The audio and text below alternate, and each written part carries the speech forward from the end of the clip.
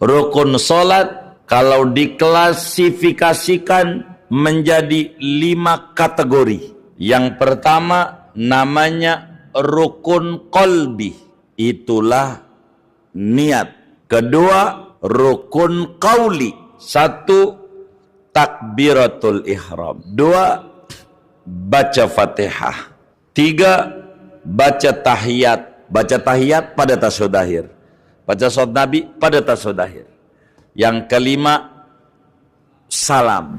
Rukun fi'li, gerakan, 1 berdiri, 2 ruku, 3 sujud, 4 duduk antara 2 sujud, 5 duduk terakhir.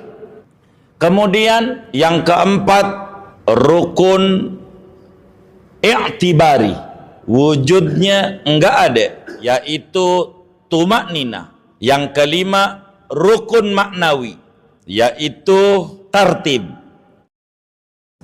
Bismillahirrahmanirrahim. Alhamdulillahi rabbil alamin. Wassalatu wassalamu ala sayyidina Muhammadin wa ala alihi wa sahbihi ajma'in. Allahumma inna nastahdika li arsyadi amrina wa zidna ilman yanfa'una. Qala al-imamul muallifu rahimahullahu ta'ala wa nafa'ana bihi wa bi barakati ulumihi wa ghafara lahu wa li masyaikhihi wa li masyaikhina. Amin.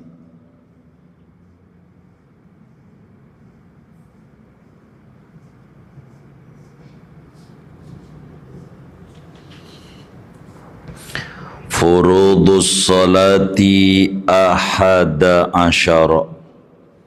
Adapun fardu-fardunya salat yaitu ada 11.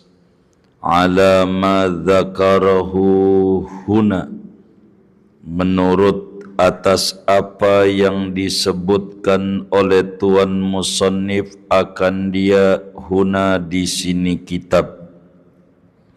Wa fi nuskhatin wa arkanus salati, dan pada satu naskah tulisannya bukan fardu salat tapi rukun-rukun salat. Lafadznya wa arkanus salati, adapun rukun-rukun salat yaitu ada 11.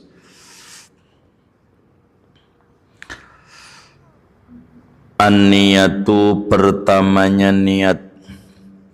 Bil qalbi, niatnya di dalam hati.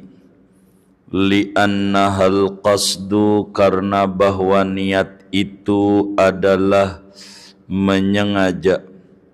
Wa huwa la yakunu illa bihi, dan dia kesengajaan itu tidak akan terjadi kecuali di dalam hati. Fala yakfi ma'a ghaflatihi nutqun, maka tidak memadai serta lalainya hati, nutqun oleh pengucapan. Wa hadza awwalul furudi, adapun ini niat yaitu mula-mula fardu salat. Wallahu a'lam bisawab. Segini dulu, nanti cukup waktu diterusin. Saudara-saudara sekalian yang mulia, selepas kita mengkaji tentang syarat-syarat salat, maka malam hari ini kita akan mengkaji tentang fardu salat, yakni rukun rukun salat. Kita maklumi bersama bahwa salat itu secara bahasa artinya doa, dan memang dari seluruh rangkaian salat isinya adalah doa dan pengharapan kepada Allah Subhanahu wa taala. Seperti mana firman Allah di dalam surat Taubat, khudz min amwalihim shadaqatan tutahhiruhum wa tuzakkihim biha wassalli alaihim. Kata Allah, ambillah dari sebagian harta mereka sebagai sedekah wajib zakat yang dapat mensucikan, membersihkan mereka dan mensucikan mereka. Wassalli alaihim, dan solatlah kamu untuk mereka. Maknanya doakan mereka. Solat secara bahasa artinya doa. Namun solat dalam terminologi agama adalah aqwalun wa af'alun muftatahatun bit takbiri mukhtatamatun bit taslimi bisyaraita makhsusatin. Salat itu adalah beberapa ucapan dan gerakan yang dimulai dengan takbir Allahu Akbar dan ditutup dengan salam Assalamualaikum warahmatullah, dengan syarat-syarat yang ditentukan. Syarat-syarat sudah kita bedah, semacam masuk waktu, semacam kudu suci dari hadas kecil, hadas besar, semacam kudu suci daripada najis yang tidak dimaafkan, semacam menghadap kiblat, semacam menutup aurat. Ini semua sudah kita bedah, karena memang syarat itu dihitung di dalam keabsahan solat. Namun posisinya lebih dulu ada dan terus ada sampai akhir solat. Kayak wudu, lebih dulu ada dari solat dan terus ada sampai salam solat. Itulah syarat, lebih dulu. Sedangkan rukun harus ada di dalamnya, atau fardu solat bahasa kitab kita adalah makana dakhilan fil mahiyati wa kana juz'an minha. Yang namanya rukun adanya di dalam solat dan bagian atau unsur yang harus dikerjakan di dalam solat, sehingga perlu kita pahami bahwa solat tidak akan benar dan tidak akan sah kecuali bila mana terpenuhi syarat-syaratnya dan rukun-rukunnya, mengikuti bentuk dan susunan yang diajarkan oleh Nabi Yuna Muhammad sallallahu alaihi wasallam yang Nabi dapat dari Jibril alaihi salam, Sayyidina Jibril dari Allah subhanahu wa ta'ala.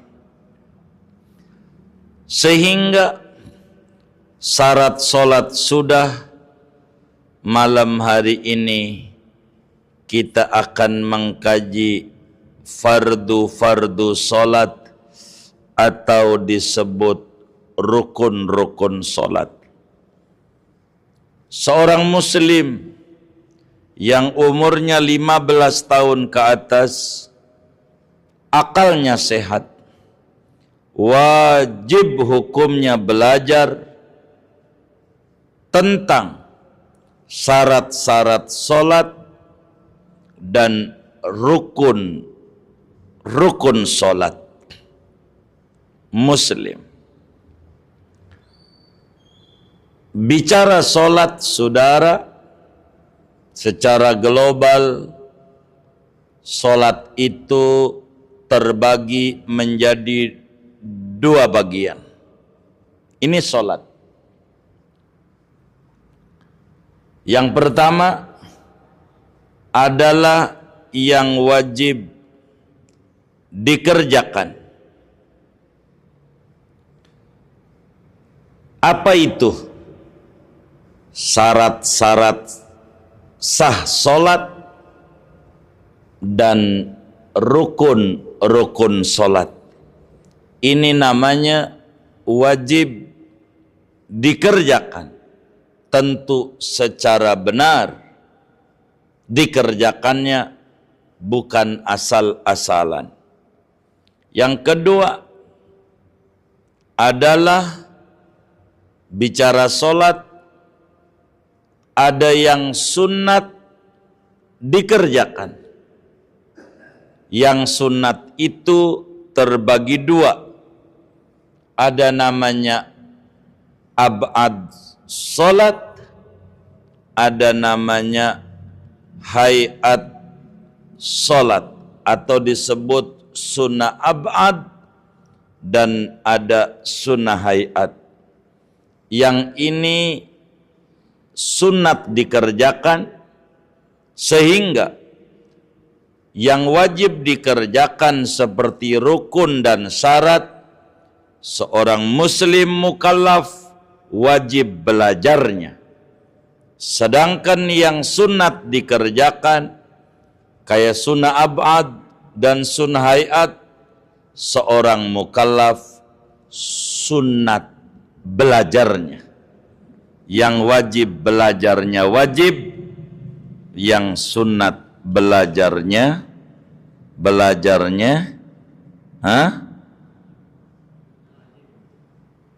yang wajib belajarnya wajib, yang sunat belajarnya sunat. Gimana? Yang wajib belajarnya wajib, yang sunat belajarnya sunat. Begitu. Yang haram belajarnya wajib juga, haram.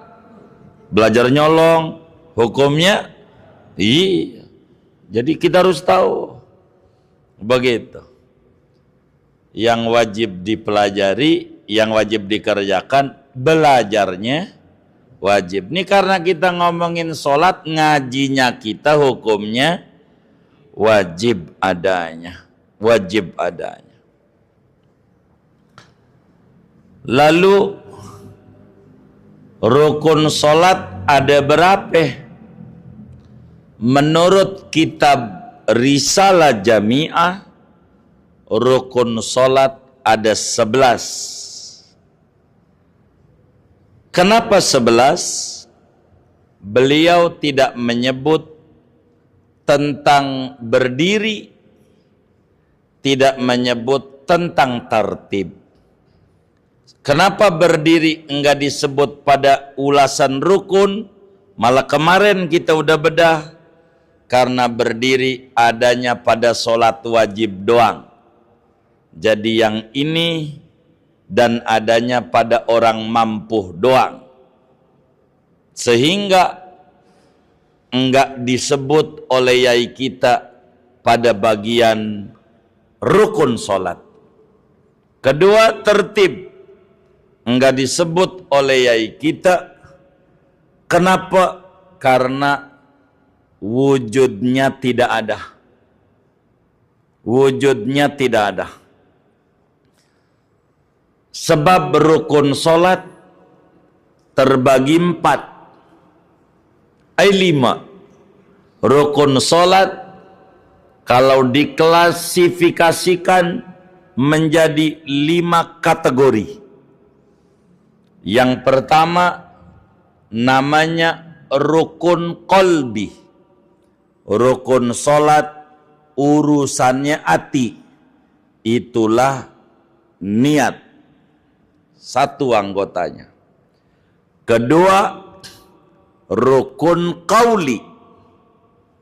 Rukun solat yang kudu diucapin oleh lidah, komat kamit kedengeran kuping dewek.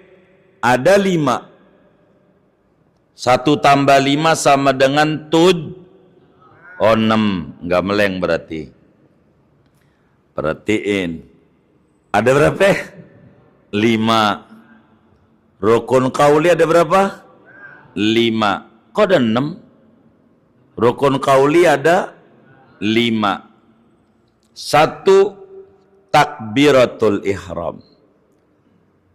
2, baca Fatihah. 3, baca tahiyat. 4, baca solawat Nabi pada tasyahud akhir. Baca tahiyat pada tasyahud akhir. Baca solawat Nabi pada tasyahud akhir. Yang kelima, salam. Ada 5. Ini 5 rukun qauli. 5. Sisa 7. Rukun fi'li, gerakan. Ada berapa? 1, berdiri. 2, ruku. 3, sujud. 4, duduk antara 2 sujud. 5, duduk terakhir. 5. Maka 6 tambah 5 11. Inilah kenapa yai kita menyebut 11. Kemudian yang keempat, rukun i'tibari. Rukun solat dipahami oleh otak, wujudnya enggak ada, enggak kelihatan. Kayak rambut botak, kayak kepala botak.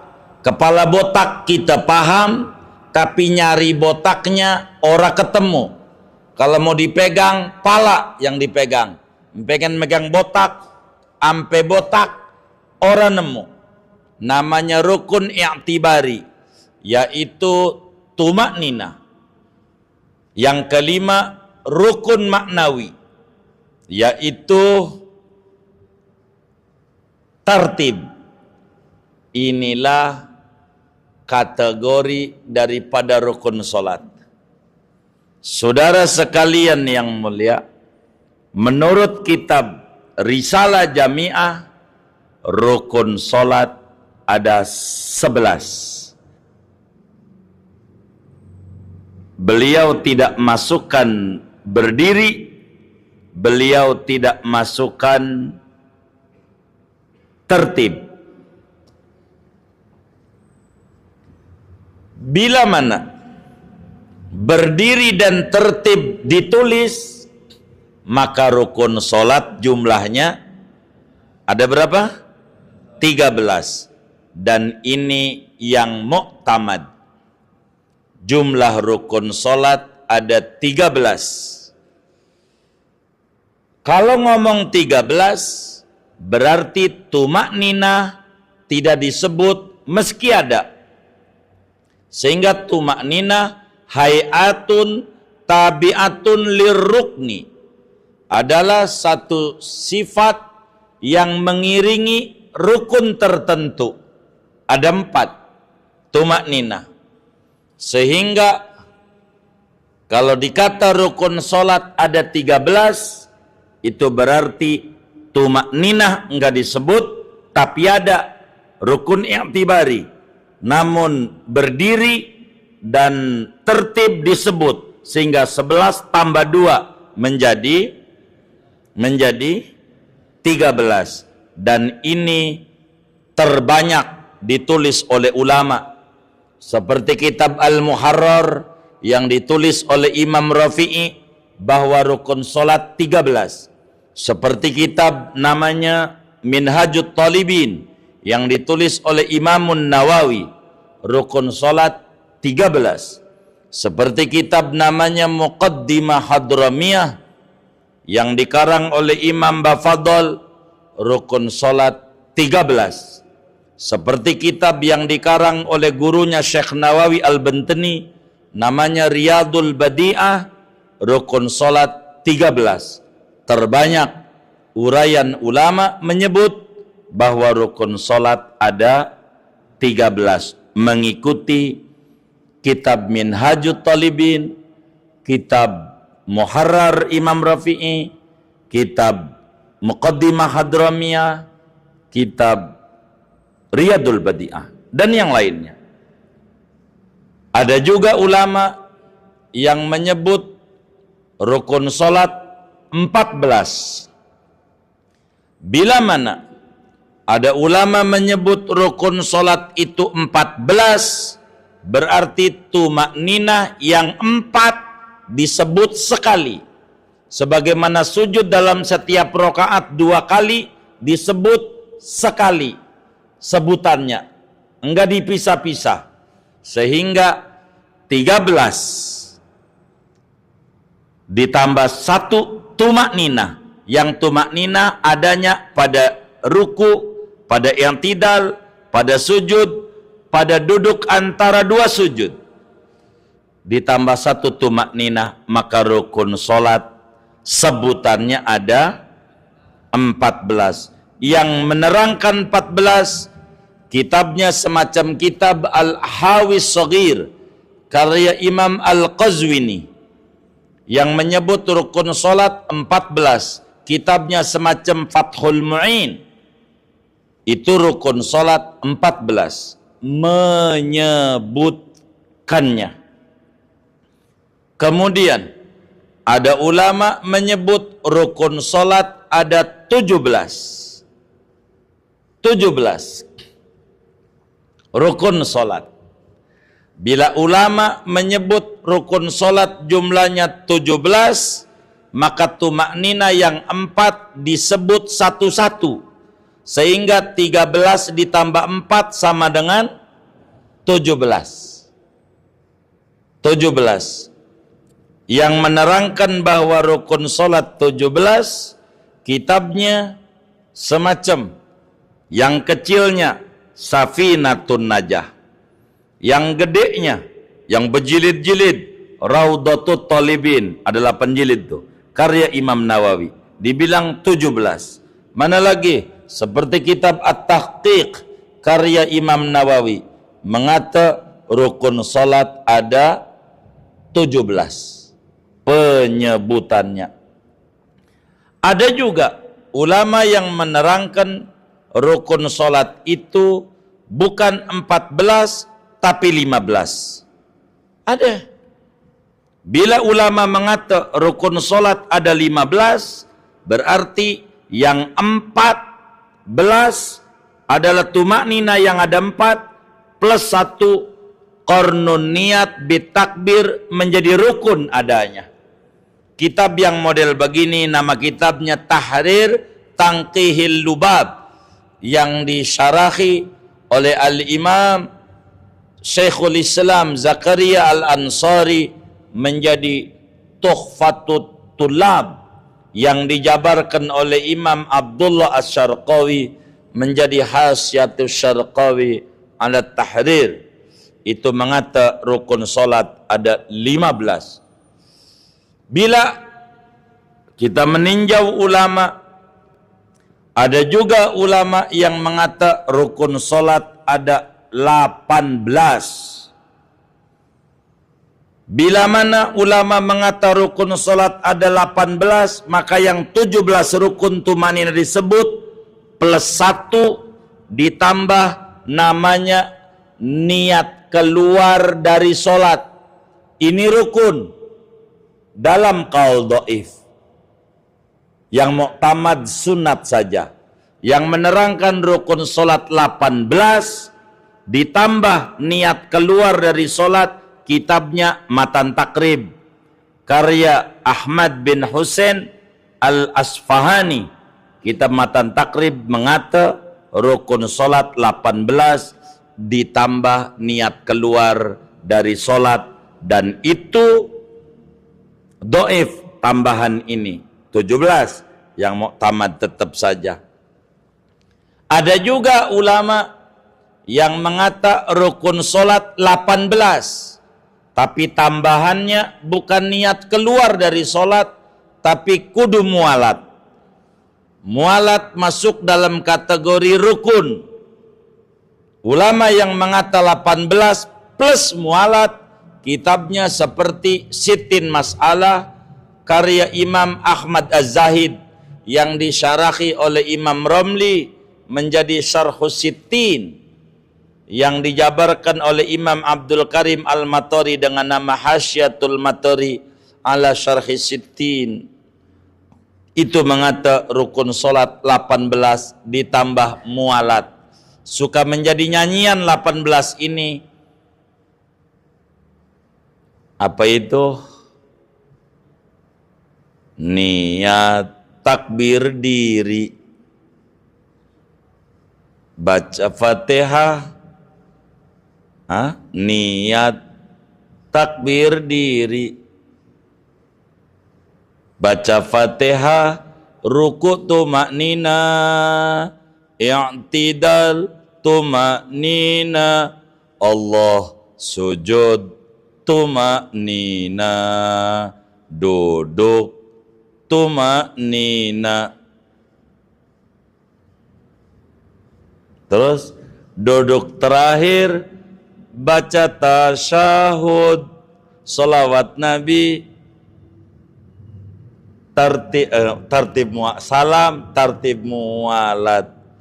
Begitu. Saya lupa itu lagunya. Ada lagunya itu. Orang kampung suka dilaguin. Ujungnya tartib mualat. Begitu. Ada lagunya. Saya nggak hafal tuh lagunya. Zaman kecil suka ngapalin tuh. Itu rukun solat disebut ada 18. Yang bilang mualat adalah rukun, kitabnya Syarah Sittin. Mana lagi? Nihayatul Amal karya Imam Ad-Dimyati, Abi Khudair. Ini menyebut padahal mualat bukan sunat, bukan juga rukun, tapi syarat mengiringi rukun yang muktamad. Pada akhirnya rukun solat 17. Begitu. Ada juga ulama yang mengata rukun solat 19. Siapa itu? Imam Ghazali dalam kitabnya. Ditambah apa itu dari 18? Jadi tambah mualat jadi 18 17. Ditambah khusyuk. Khusyuk rukun solat. Ini ente nggak usah ikut. Sebab kalau nggak khusyuk solatnya kagak sah menurut Imam Ghazali. Berat. Khusyuk adalah sunnah yang muktamad. Berat ente ikutnya. Jangan ikut yang ini nih. Begitu. Berat. Gimana tidak? Baru takbir aja udah ingat Cipulir. Baru takbir tuh. Cipadu. Bener nggak? Tuh begitu. Berat. Ada juga ulama yang mengatakan rukun solat itu ada 21. Itu kalau ampe mengata 21, berarti orang yang sholatnya dimasukkan rukun, dan juga ada musharif dimasukin rukun. Ini banyak. Ada juga ulama yang mengata rukun sholat ada 22. Itu berarti kalau ngomong 22, sujud pertama tumak nina, sujud kedua tumak nina, dipretelin atu-atu. Kitabnya apa? Sulamul Munajat, Sapinatus Sholat, itu kitabnya. Kok macam-macam? Ini macam-macam ini cuman sebutan doang. Isinya sama. Bandingannya biar gampang. Saya memakai satu pakaian, saya memakai 4 pakaian. Kalau satu pakaian yang saya pakai pakaian, yang mananya aja pakaian. Ada yang menyebut atu-atu, ada pici, ada baju, ada sarung, ada sorban, 4. Jadi isinya itu-itu juga. Jadi perbedaan penyebutan terserah ulamanya. Kembali yai kita menyebut rukun solat ada 11. Jadi jangan ribut. Yang penting bisa tanggung jawabnya. Terserah. Rukun solat ada 17. Kudu bisa mengurai. Rukun solat ada 14. Kudu bisa mengurai. Rukun solat ada 13. Kudu bisa mengurai. Begitulah cara uraiannya. Terserah bagaimana cara kita mengurainya saja. Tapi yang mu'tamad dan banyak ditulis ulama, rukun solat ada 13. Dan itu yang banyak ditulis oleh kitab-kitab yang mu'tamad daripada kitab-kitab fiqih madhab Syafi'i. Saudara sekalian, salat mulai diwajibkan bagi umatnya Nabi Muhammad sallallahu alaihi wasallam pada bulan Rajab. Maka bulan Rajab adalah bulan berkah, bulan Rajab adalah bulan ampunan, bulan Rajab adalah bulan istimewa, di mana salat sebagai tiang pancang agama seseorang diwajibkan pada bulan Rajab, tepatnya dalam qaul masyhur malam Senin tanggal 27 daripada bulan Rajab setahun sebelum Nabi hijrah menuju kota Madinah Al-Munawwarah. Ini salat.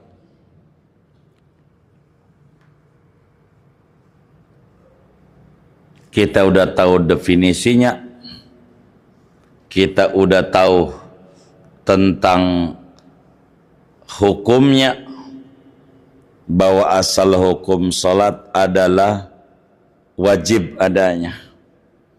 Kita udah tahu tentang kapan mula-mula disyariatkannya.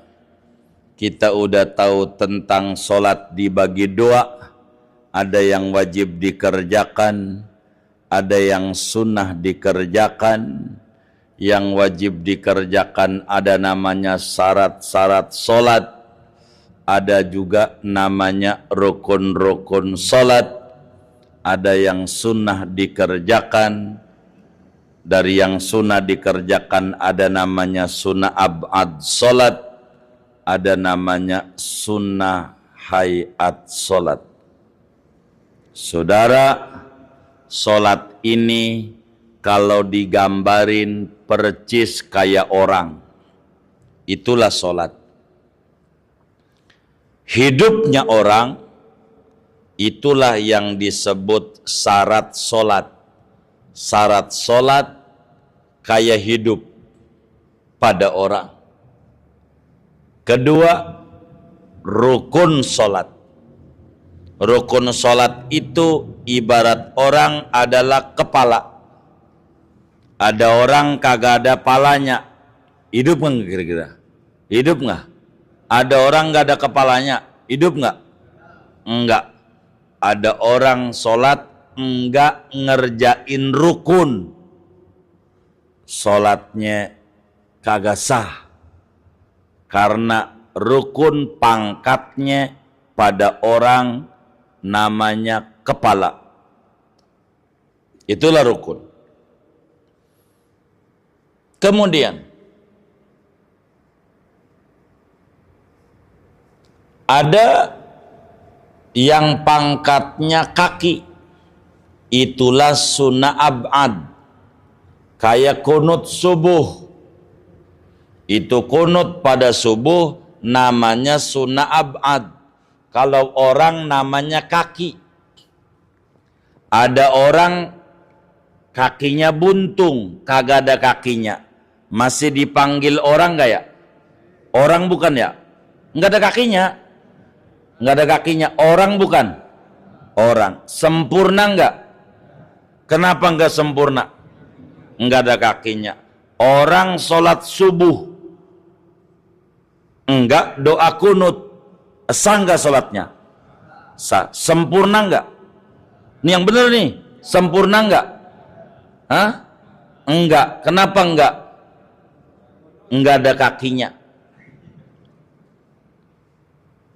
Enggak ada kakinya. Bagaimana yang enggak ada kakinya nih biar sempurna? Kasih kaki palsu. Bagaimana yang subuh enggak pakai kunut biar sempurna? Sujud sahwi biar balik lagi jadi sempurna. Begitu. Dalam sholat ada namanya sunnah hayat, kayak baca tasbih, doa iftitah. Itu pangkatnya kalau orang namanya kumis, jenggot, itu namanya sunnah hayat. Ada orang enggak ada kumisnya, orang bukan? Yang benar nih? Hah? Enggak ada kumis, orang bukan? Orang. Sempurna enggak? Hah? Sempurna enggak? Enggak ada kumis ya? Sempurna enggak? Hah? Sempurna. Sempurna. Hanya kurang pantas saja. Kurang pantas. Sempurna, sempurna.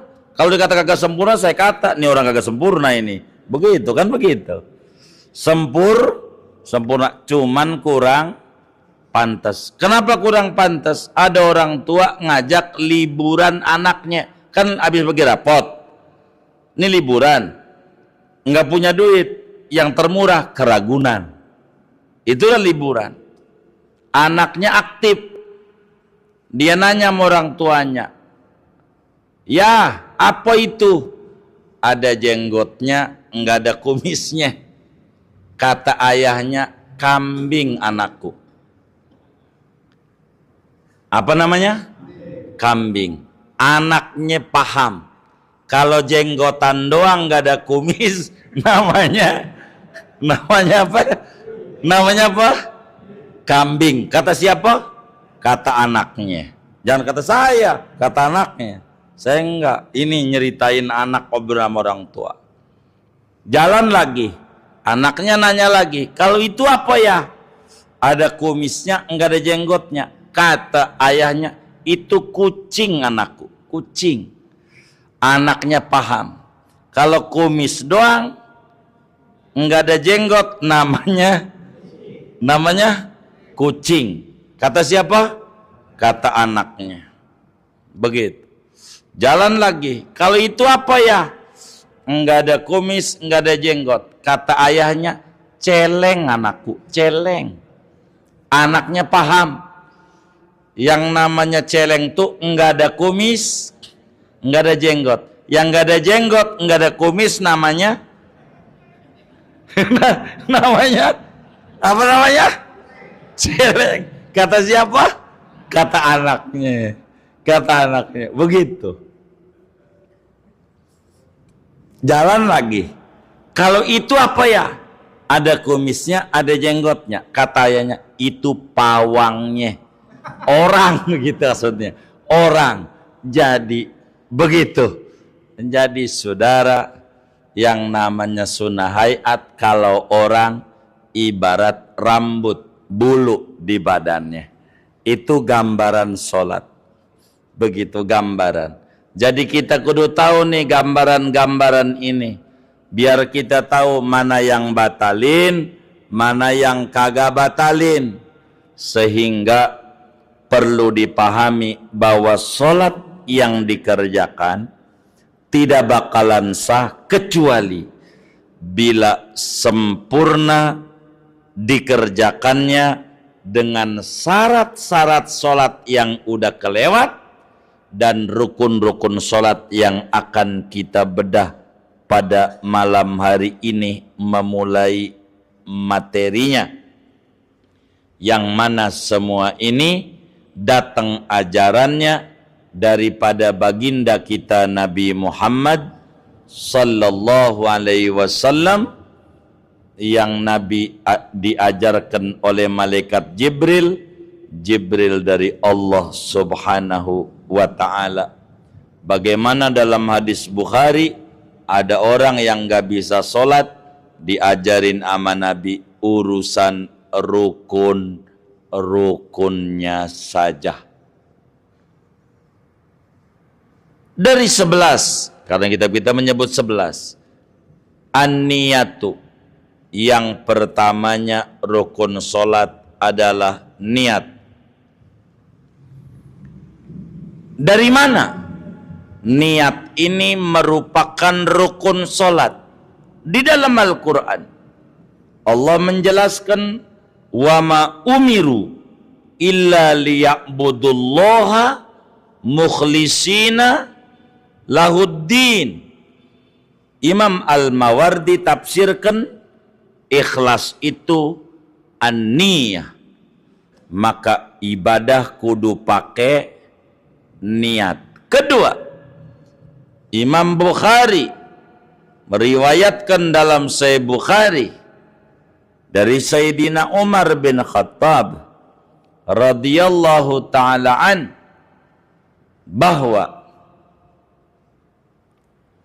Rasulullah sallallahu alaihi wasallam bersabda, innamal a'malu binniyat wa innama likulli imri'in manawa.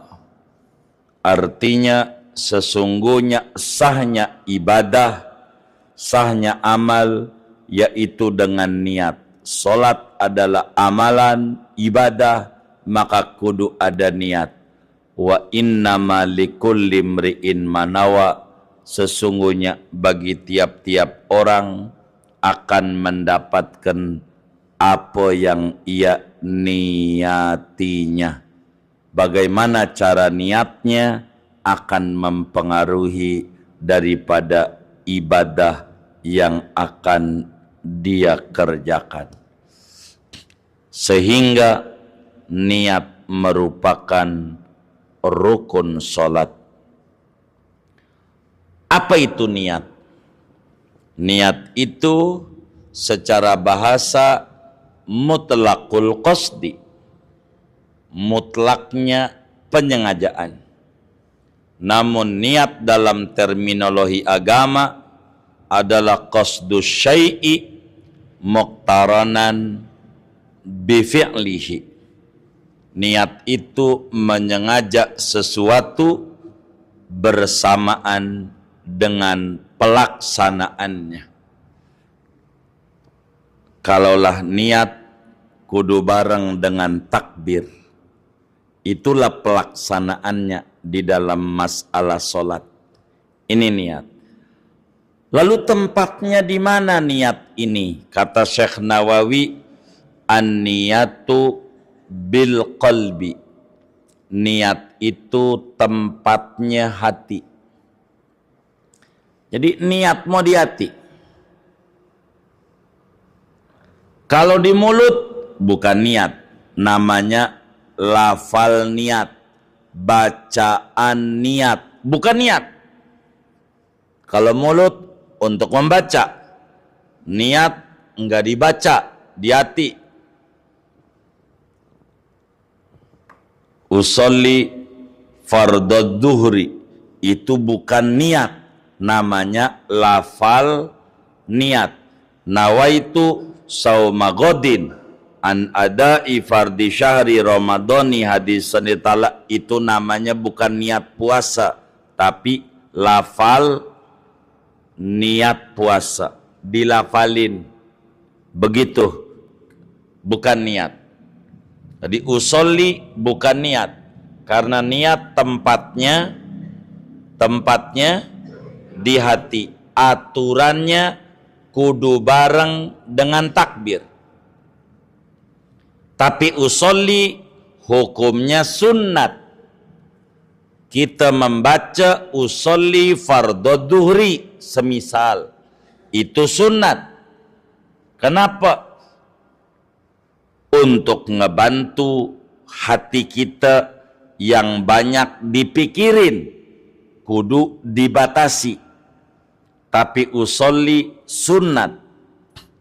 Oleh karena usolli sunnat, jangan diributin. Jangan. Karena barang sunat yang diributin mah barang haram atau barang wajib, itu kudu diributkan.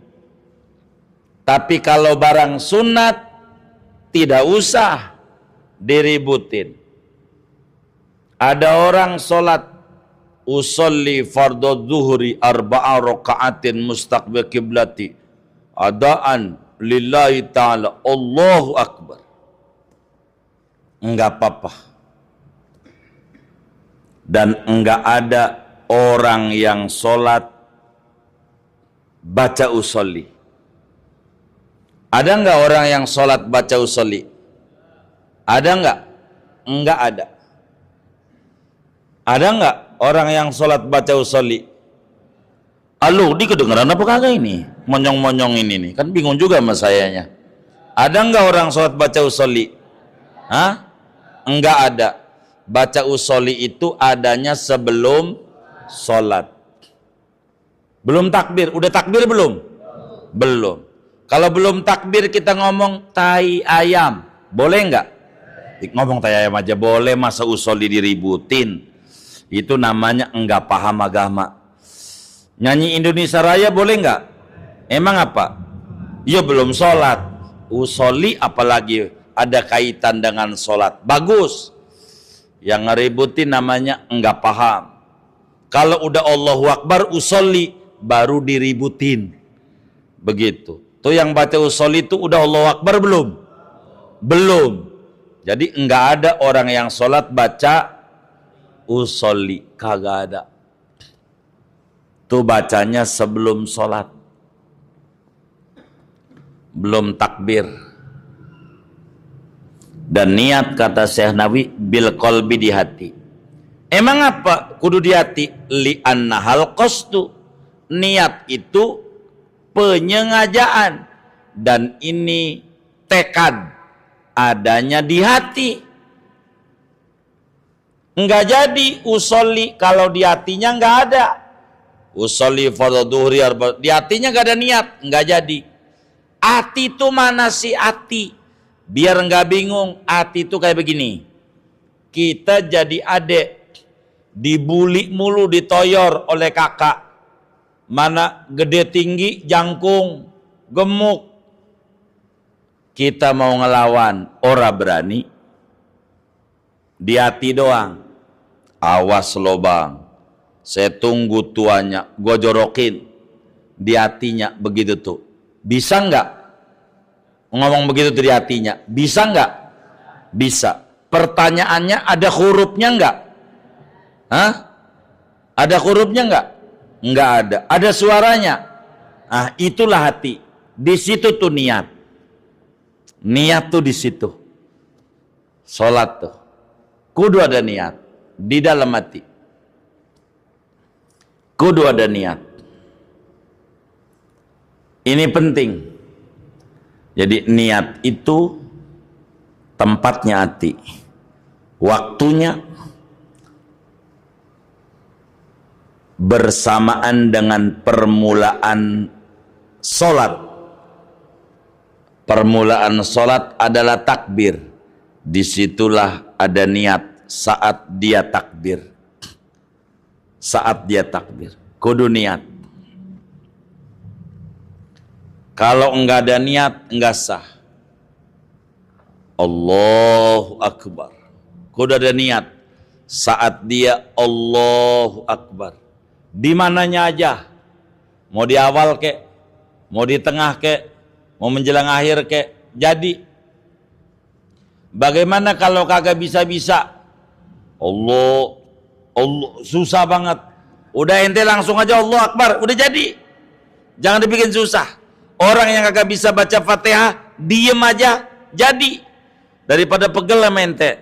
Kalau susah-susah, di depan aja. Jadi juga mazhab yang 3 di depan boleh. Mazhab Ahmad boleh di depan. Aku niat sholat fardu zuhur 4 rakaat di hatinya. Madhab bukan Allah Akbar. Jadi kata Imam Ahmad, kalau nggak bisa kayak begitu aja. Daripada ente Allah kagak jadi. Allah ambil dolin masuk Allah. Ambil baca surat Allah. Ada nggak yang model begitu tuh? Ada. Itu penyebabnya 2 kemungkinannya. Kalau yang kayak begitu tuh, kalau ada penyebabnya 1 dari 2 hal. 1, bermasalah pada otaknya, rada PA. 2, jahlin fid din. Wala yansha'ul waswasu illa min ahadi amraini, khobalin fil aqli wa imma jahlin fid din. Enggak ada orang yang takbir kagak jadi-jadi, penyebabnya 1, karena enggak paham sama syariatnya Rasulullah. Yang kedua, gangguan pada otaknya. Allah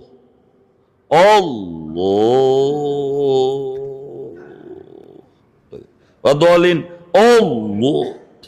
Pas imamnya summalatus alunna yauma idzin aninai Allah Akbar, jadi baru. Ada yang kayak begitu? Ada. Yang mana orangnya ini? Ini nggak bener nih. Tuh, kudu ngaji yang bener, kudu ngaji. Yang kayak begini saya ajarin, ente niat duluan. Imam Malik bertanggung jawab, Abu Hanifah, Imam Ahmad bertanggung jawab buat ente. Buat ente. Kalau nggak bisa-bisa, aku niat sholat fardu zuhur 4 rakaat. Menghadap kiblat. Jadi makmum karena Allahu Akbar. Udah gitu aja.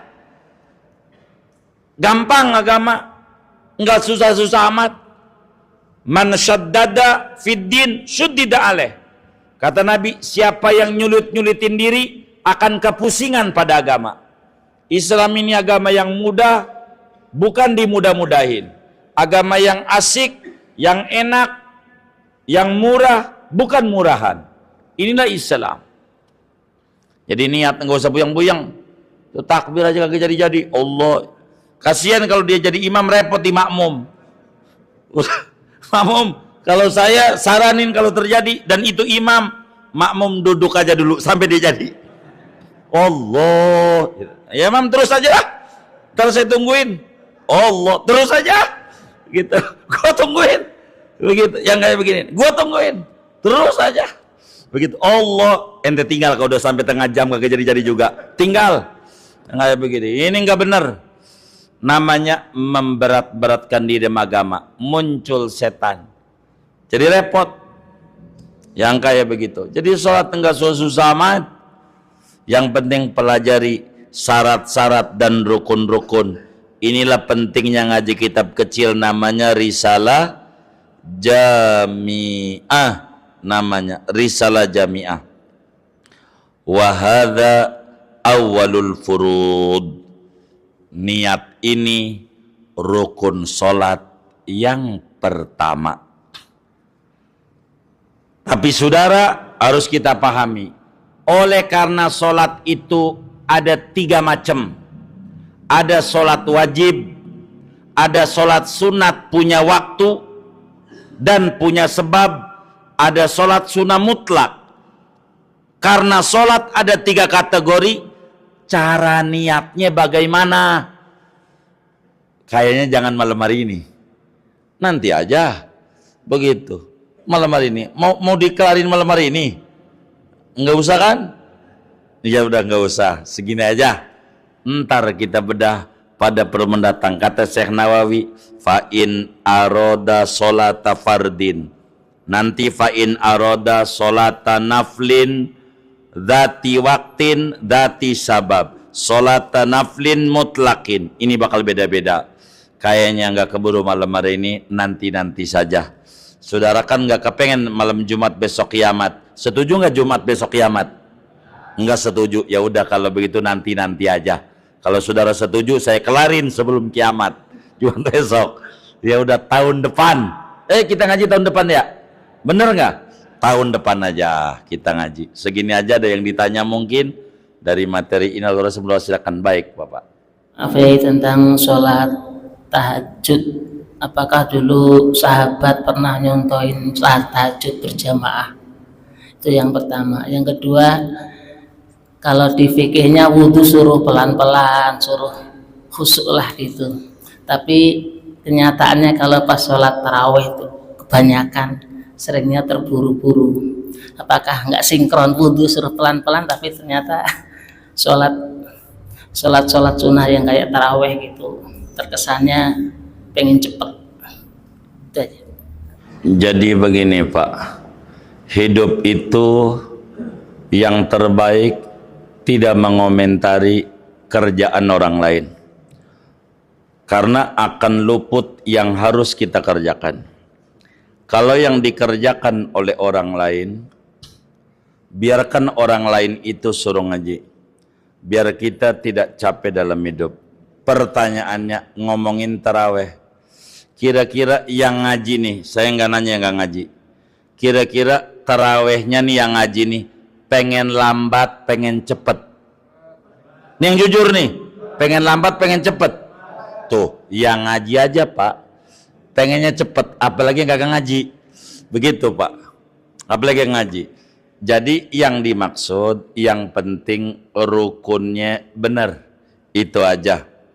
Rukunnya benar, tumakninanya jangan ditinggal. Begitu.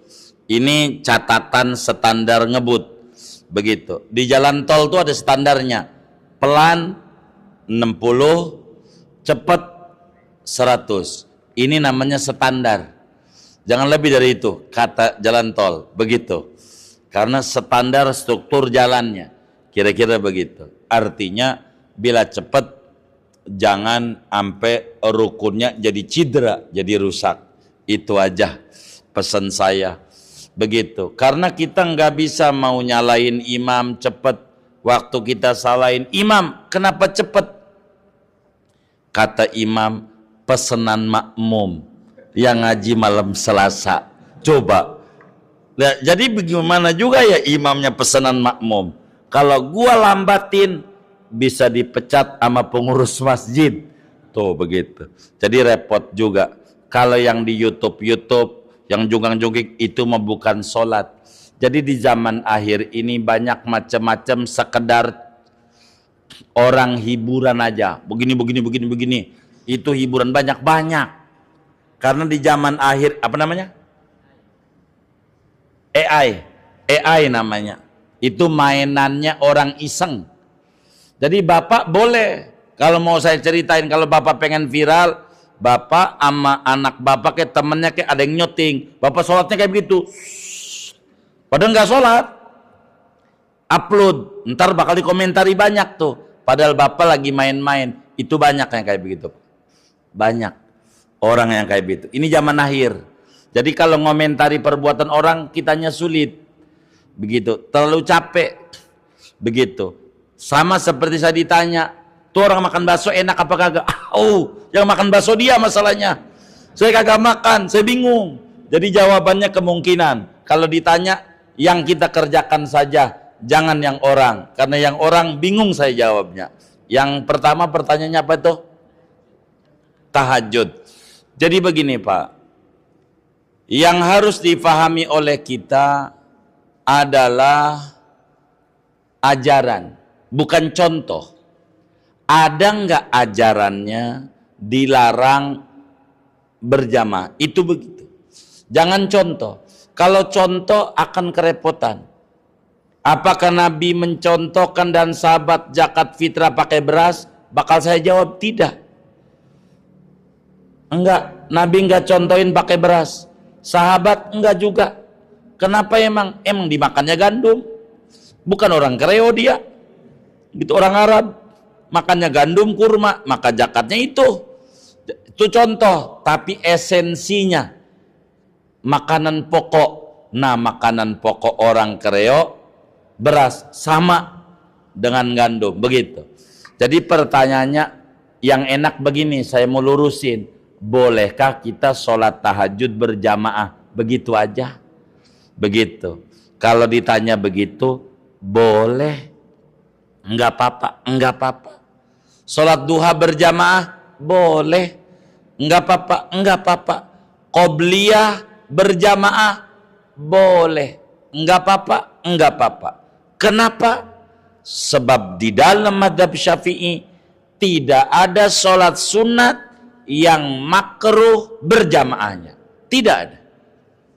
Di dalam berbagai literatur mazhab Syafi'i enggak ada. Sehingga boleh saja berjamaah. Namun bila dalam tahajud berjamaah itu niatnya tarbiyah, edukasi, pendidikan, ini bakal naik.